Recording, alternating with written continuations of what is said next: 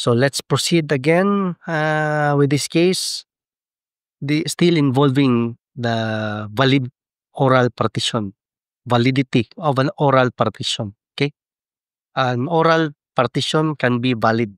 Okay, so the court has likewise previously held that independent and in spite of the statute of frauds, courts of equity have enforced oral partition when it has been completely or partly performed. Okay? In the instant case, there is no refutation on the part of the petitioner Victoria as to respondent Belen's assertion that the terms of the compromise agreement have already been partially performed by the parties. Okay? So there was already partial performance. So in this case, there is valid oral partition because according to the decision, independent and in spite of the statute of frauds, courts of equity have enforced oral partition when it has been completely or partly performed. In this case, there is no refutation on the part of the petitioner Victoria as to the respondent Belen's assertion that the terms of the compromise agreement have already been partially performed by the parties. Partial performance needed siya or completely performed para sa statute of frauds. Okay? Akong basahon tong part sa statute of frauds. The court further added that the partition among heirs or renunciation of an inheritance by some of them is not exactly a conveyance of real property because it does not involve transfer of property from one to the other, but rather a confirmation or ratification of title or right of property by the heir renouncing in favor of another heir, accepting and receiving the inheritance. Hence, an oral partition is not covered by the statute of frauds. So, dili siya appeal sa statute of frauds ang oral partition. So, pero, giklaro pa gyud sa court ba nga, although it has been previously held, no, independent and in spite of the statute of frauds, courts of equity have enforced oral partition when it has been completely or partly performed.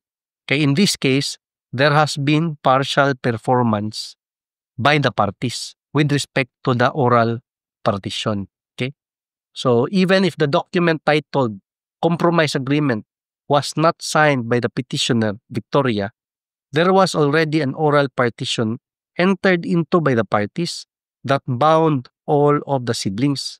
The written agreement only served to reduce into writing for the convenience of the parties the terms of the agreement already entered into during the mediation conferences. Nindot no? Nindot kaya nga decision. Maklaro gid ba? So, atong basahon be. Unsa maning statute of frauds. This is chapter 8, unenforceable contracts. The following contracts are unenforceable unless they are ratified. Okay? So those entered into the name of another person, usually kay mga naay gitagaan nga authority ang representative, dirita sa those that do not comply with the statute of frauds as set forth in this number.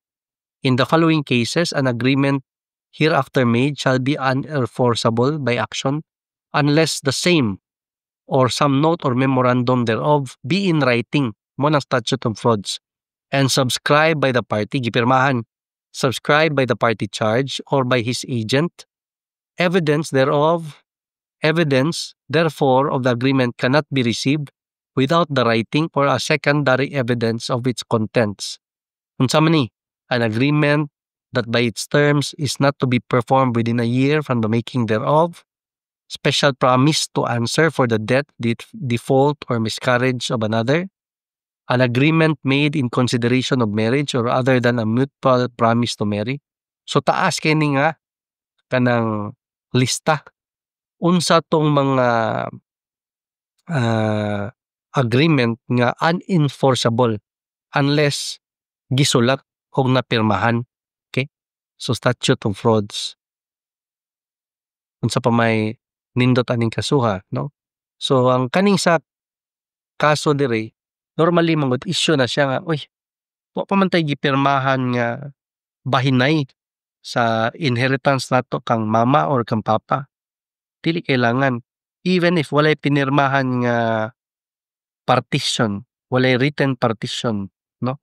Written instrument recording the partition, if there was already a valid oral partition, kana siya nga contract, pwede na siya nga source of a right and obligation, no? So pwede na siya respetaran sa parties. Ang imo na lang problema na igato nimo sa korte, how will you prove the existence of a valid oral partition among the parties, no? So mo na question diha unsaon nimo pa-prove, and that will differ from case to case, no? Mo diferensya na siya kay depende sa circumstances. Okay? So anyway, this is our co-learning channel. If namoy mga updates 2025 regarding lang sa yuta-yuta, send me a link, okay? Link lang. Send sa ako. Kaya akong tunan, akong basahon, if kaya na ko ma-explain, kaya na ko ma-simplify, kaya na ko ma-share, kung kasambot sad ko ba. So akong ibuhatan ng video, ako i-upload dito sa atong channel. Okay? So link, gov.ph link lang ha. Kay mo man nato ang reference kay di ta makuha atong mga wala sa gov.ph basta dili tinuod. Mapahamak ko. May man tong sa gov.ph kay sa gobyerno magyutugikan nga website. So dili ko maglisod o verify sa authenticity sa case, sa IRR, sa law, or sa decision sa Supreme Court, or decision sa lower court, basta na mga nindot nga decision ba sa korte. Pwede na to ma-share. Okay? So I'll see you in the next case. Last episode na ni paraning case. So I'll see you in the next case. Hopefully soon, na po ko ilang ma-record. Okay? So have a great day. Bye.